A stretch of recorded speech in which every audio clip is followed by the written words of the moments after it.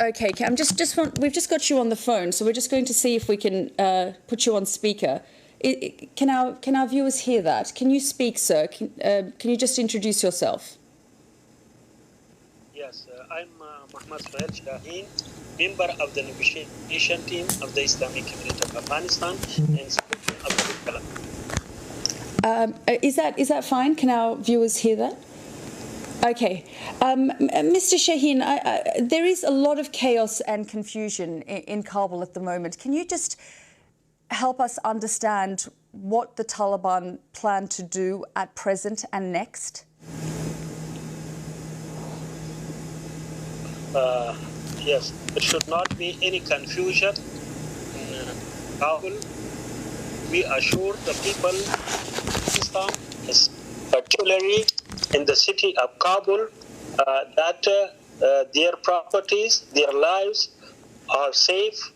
There will be no revenge on anyone. We are the servant of the people and of this country. Our leadership have instructed our forces to remain at the gate of the Kabul, not to enter the city. We are awaiting a peaceful transfer of power. When you say peaceful transfer of power, what do you mean? What is actually likely to happen? It means that the city and the power should be handed over to the Islamic Emirate of Afghanistan, and then in future we will have an Afghan inclusive Islamic government in which all Afghans will have participation. When you say participation, do you mean one vote, one person? What do you mean by participation? Participation means that we will have in the government other Afghans. They will be part, we will have them in the future government. But it will all fall under the umbrella of the government of the Taliban, the Islamic Emirate, as you describe it?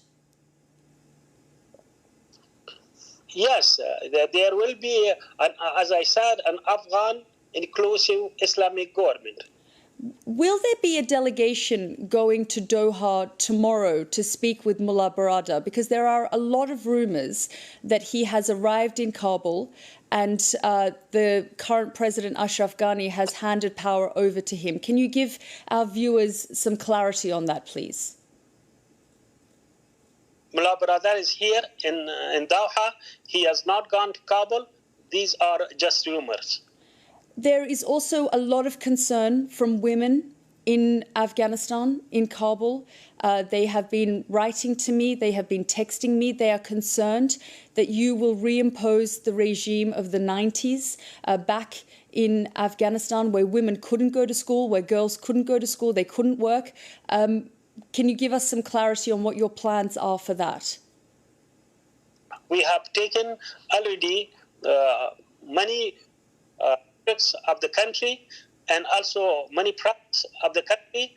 There are hundreds of schools for girls, universities there where the girls students are studying. There is no restriction on them. They are continuing their studies and they are going to schools they were going in the past. So in Herat, for example, women are telling me that when they arrived at the gates of their university yesterday, Taliban fighters told them to leave and that there would be instructions from Quetta Shura about whether they could attend university or not. That is what the fighters on the ground are telling the women of Herat. No, what I am telling is the policy. The policy is that women can have access to education and to work, and of course they will observe the hijab. That's it. When you say the hijab, do you mean a headscarf on their head or a burqa covering their face? No, burqa is not the only hijab. There are many types of hijab. One of them you already mentioned. So there is a lot of talk about the disconnect between what is happening in Doha with the political office and what your fighters are doing on the ground. So you said to me the policy is that girls can go to school, but in Herat we're seeing girls and women being pushed out of school. Are your fighters listening to you? Yes, they are listening to us. If there is individual case that will be investigated, and will all have to abide the policy. We're also hearing reports that Taliban fighters are going house to house and terrorizing people who worked for Western forces or are in any way affiliated with Western institutions. No, that is not true. I already sent you our statement, which reflects our official stance. That is the policy, but there are a lot of rumors and fake reports by our opponents in order to malign us. And I just want to sort of understand the difference between what the fighters are doing and what you're telling them to do. I know you're talking about you're concerned about the reputation of your group being maligned, but there is footage that has emerged, for example, that militia fighters who are fighting against the Taliban have been tortured and killed. We're seeing public executions in certain places. Is that the sort of thing that's going to continue across Afghanistan in the next coming days and weeks? No, there is no retaliation, no revenge.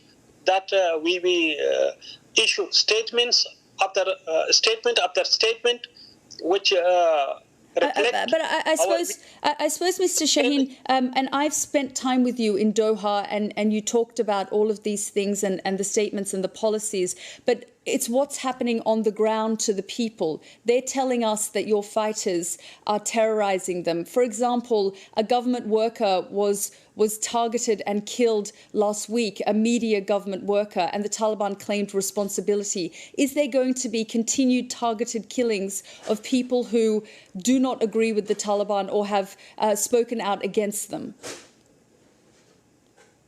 Maybe that reports you are receiving, maybe the reports are exaggerated or just want to mislead the world against us. So every individual case should be fully investigated. Then we know the veracity of that case. But what I'm telling you is the policy. That policy we are following, and all our members should follow that. If anyone are not the policy, he will be punished according to the law. So going forward, should the people of Afghanistan expect to live under a Taliban-style Sharia law? Of course, we want Islamic government, Afghan inclusive Islamic government. That is the want, the demand of the people of Afghanistan. But every defendant has the right in three courts to defend himself or herself. Will it be a Taliban-style court, or will there be judges? Can women be judges, for example? There will be, of course, judges, but women can have access to work. What they can position, that is for the future government. So the government will decide where people can work and where they can go. That will all be up to the government. No, that's for future government. There will be, uniform for schools, and also we have to work sort out for in the education sector and in the economic sector, in government, and a lot of work that will be there. But the policy is that the general framework is the women can have their access to work and education. And what about a religious police? We spoke last time, and you talked about imposing a religious police in Afghanistan that would monitor people's behavior. Yeah, religious police would be that they themselves commit conduct or misbehavior with the people.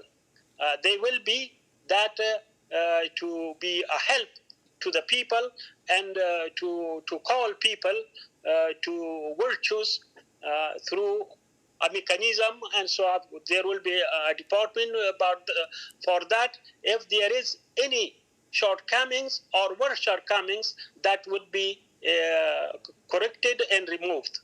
Will you provide safe passage for people who want to leave the country now?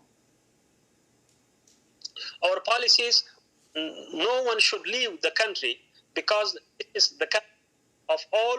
We need all the talents and the capacity in the country because when we close the chapter of war and enter another chapter of reconstruction, peace, tolerance, peaceful existence, national unity, we need all Afghans to stay in the country and to participate in the reconstruction of their country and serve their people.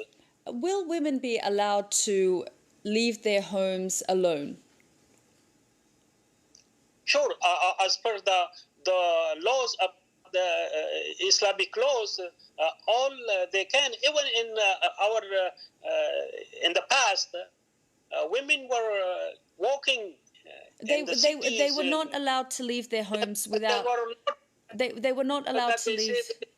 They will have a male accompanying them. That was not the case. They were walking in the streets. You have seen that. The women we've spoken to have said that if they left their house without a male accompanying them, someone who was either their brother, father, or their husband, they would be beaten by Taliban religious police. No, that was not the case, and it will not be the case. In your view, do you want to reimpose the sort of government that you had in the 90s? First, it will be an Islamic government. We have fought for 4 decades. That is one thing clear. Secondly, if there was any shortcoming, any grievance of the people, that would be seen, reviewed, and any fault there or shortcoming there, that would be reformed and corrected so that there is no grievances and complaints from the Afghan people. And in terms of the media, are people allowed to, is the press allowed to operate freely in the country? Because we're also hearing reports that in certain places where the Taliban now control, they're only allowing for Sharia news to be broadcast.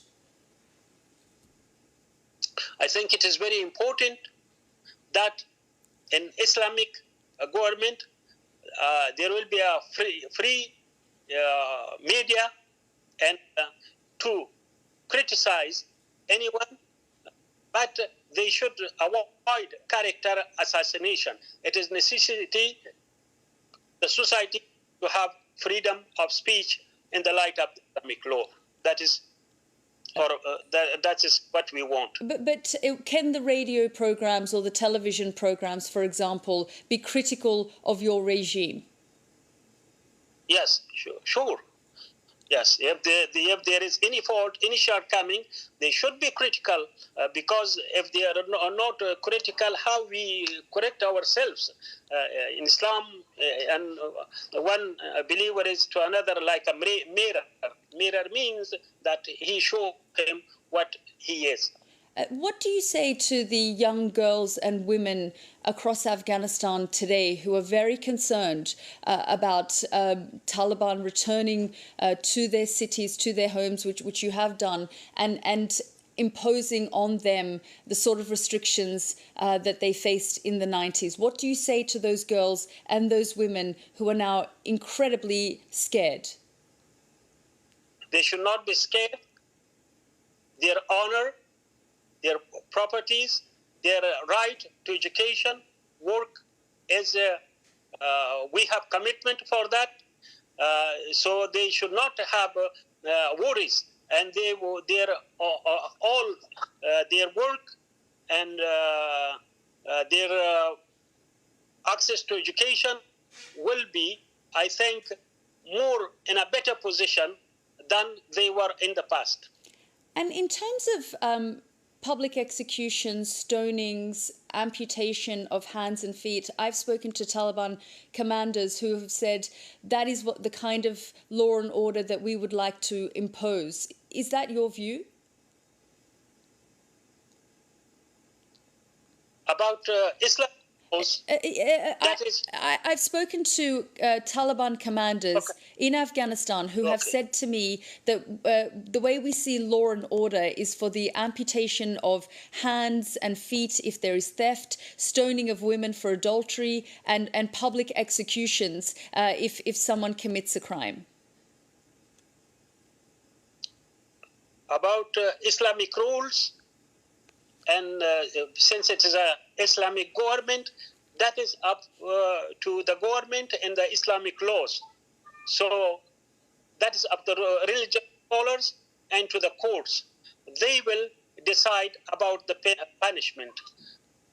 Will that include, in your view, amputation of hands and feet and stoning and public executions? I can't say right now, but it is up to the courts, in the judges, in the laws. Who will appoint the judges in the courts? Of course, the judges will be appointed according to the law of the future government. So the government will be putting in place the sort of judges that in the courts that they want. Of course, they have rules. Every government, they have a procedure how to appoint judges in every country, in every government. That will be in our future government. Can you help us understand and paint a picture of what the next few days will look like for the people of Afghanistan and the people in Kabul? Can they go to their workplaces? The banks have shut down. People are trying to take money out of the banks. Can you help us understand what the next few days will look like? I hope it will be a new chapter of peace and free of war, because in the past, every day, there were tens of people all over Afghanistan. They were killed because of fighting. And when the peaceful transfer of power takes place, I hope there will be a new chapter of peace, of people feeling safe and they can lead their life normally. So can women go back to school and the workplace tomorrow? Right now we're seeing traffic jams in Kabul, people trying to leave the country, people queuing up at banks trying to get access to their money. What will the next few days look like? Can they work? Can they go to school? Yes, they can go. We call on the people to stay in their homes, and the city, they should not go, and they should not have worries. They are rumors. They will have opportunity, education, and work, and they can continue their work as they were continuing in the past.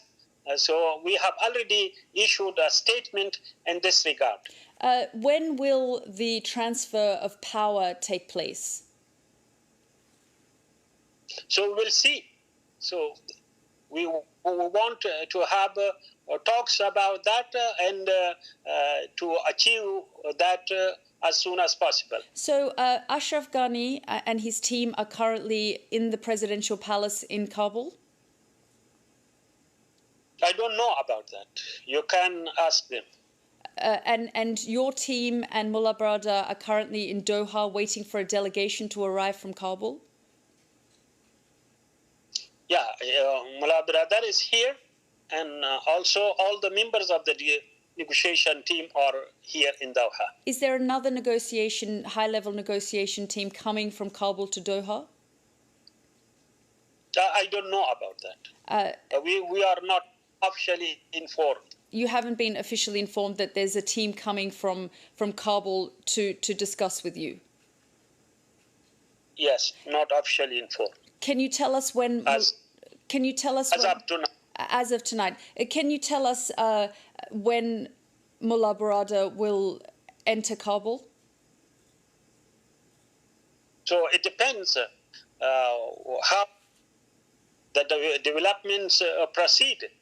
If there was the need that Mullah Barada, along with delegation, go to Kabul, he will go. What do you mean by how things will proceed? Because your fighters, why have you asked them not to enter Kabul? Is that to avoid bloodshed?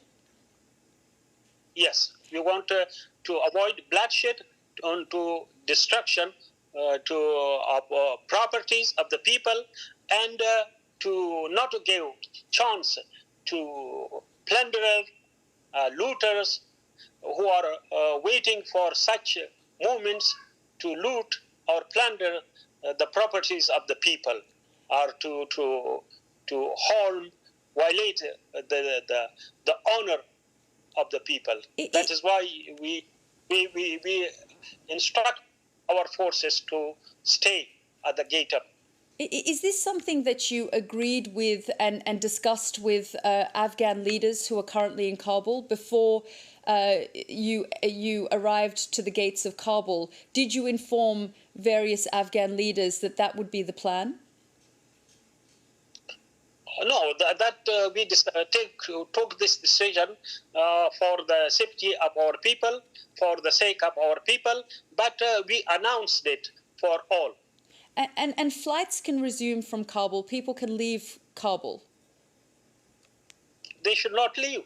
That is why we issued the statement. That is why I am talking to you, assuring the people of Afghanistan, especially the people of El City, Kabul. But if they want to leave, can they? We call on them not to leave, but we can't force them. And that is the question of force, Mr. Shaheen, is a big part of the feeling that people have towards the Taliban, that the Taliban force people to behave and be in a certain way, and that they don't have their own rights, that the ideology is one where you prevent people from having their own personal freedoms. What can you tell people about that?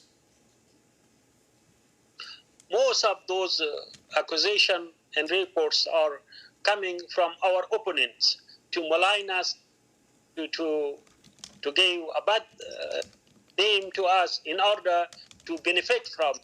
It's also coming from our and benefit them. It's also coming from ordinary Afghans who say, in certain provinces right now, they don't have personal freedom. They have a lot of fear. They can't walk around the streets on their own. It's completely in Taliban control, which means they don't have personal freedoms. So, of course, the cities are in our control, but they have their fear inside, so that is up to them. But if they come to the street, go to shop or to anywhere, there will be no restriction on them.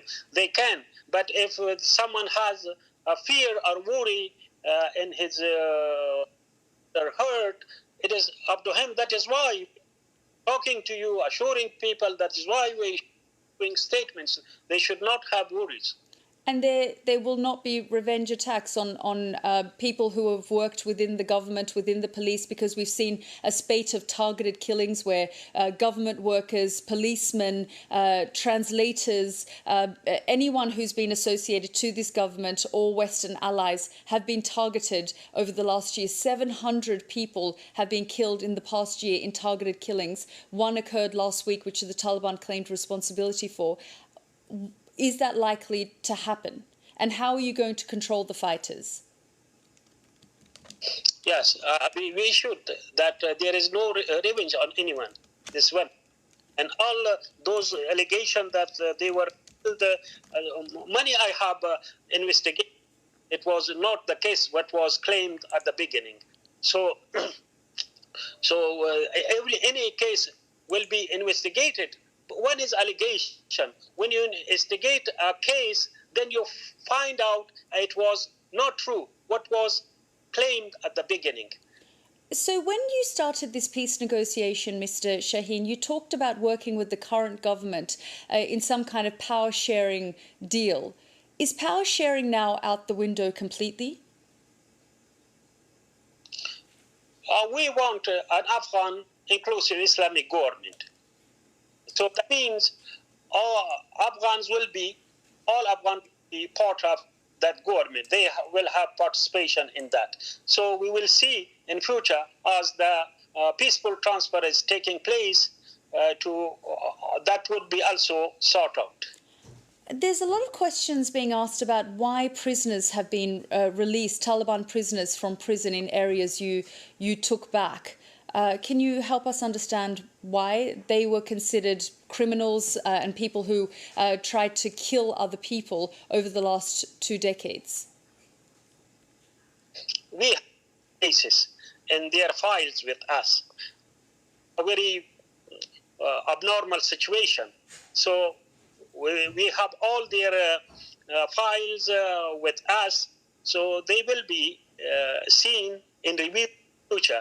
So, of course, there are some procedure that how to go about that. Do you call on Ashraf Ghani, his team, the various other Afghan leaders, people like General Dostum, Mohammed Atta Noor, to return to the country and come and work with you?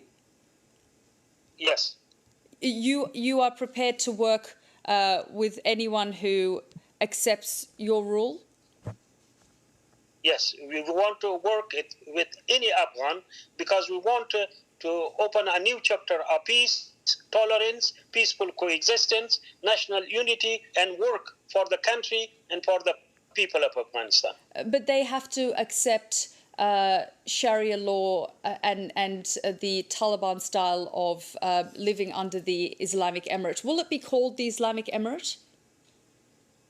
So that's not the Taliban style. Islam is one for all people of the world. It is for of the Muslim world. So it is not only for Taliban. So I think it is also misinterpreted that it is a Taliban style. Islam is the same all over. It's only the same rule. Originating from it, the rules. Government. Can I ask you, Mr. Shaheen, what will your relationship be with the United States? Our relationship was, in the past, it was occupation, and we were fighting against that. In future, that chapter no more. It will be a new chapter of cooperation. And they can participate in reconstruction of Afghanistan. The more they participate in reconstruction of Afghanistan and help the people of Afghanistan and the country of Afghanistan, the more our relation will strengthen and improve, boost up. So that is a new chapter. We want to good relation with it. What is your message to the people who don't want to live under Taliban rule? We want them to stay. There is the fears based on not on realities. Assurance. Right. I suppose they're referring to history. They're referring to history, Mr. Shaheen. They're looking at your time in power between 1996 and 2001, girls not going to school, the oppression that many of the women faced. That's what their reference point is. So when people say, have the Taliban changed, that is their reference point, and also the treatment of some people in provinces at the hands of the Taliban, where they say atrocities were committed. No. that atrocity committed that we refute. What I'm saying is the policy. I explain our policy to you clearly, and this policy will be implemented. So we're getting a lot of people from around the world and in Afghanistan wanting to put questions to you. They're just wanting to understand what they can expect over the next coming days. There is uncertainty, they just want clarity. Yes, if there is one or two questions, because I'm going to a meeting. Sure. Right now. Why don't you? Yeah. Go ahead. There's one question or two. Give me two questions. If you could answer just the next few days, please. What should we expect? Because there are a lot of rumors about what's going to happen. Please give us some clarity. In next few days, we want a peaceful transfer. Secondly, the people will resume their normal activity. Thirdly, there is no revenge on all those who were working with the Kabul administration or with the foreign forces. So also, we want all embassies to continue their work. There will be no risk or to diplomats, NGOs, stop to anyone. All should continue their work as they were continuing in the past. So Americans and the British evacuating their staff and their workers from the country, what are you saying to them? That they should remain and that you won't harm them? Yes, we won't harm them. They should remain. Suhail Shaheen, thank you very much for joining us here on BBC World News, and thank you for your time.